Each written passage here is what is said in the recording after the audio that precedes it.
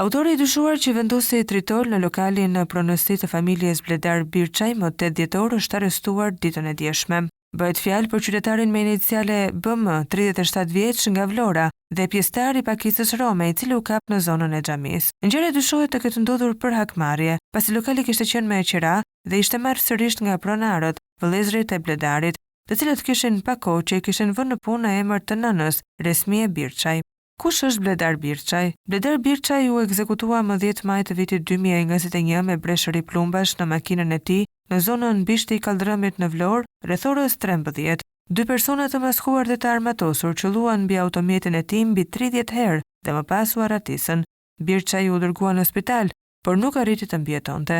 Ai kishte një të kaluar kriminale pasi në vitin 2011 ishte hetuar për një vrasje, por u la i lirë në mungesë provash. Një tjetër version për vrasjen e tij është edhe e pista e prishjes së pazareve të drogës.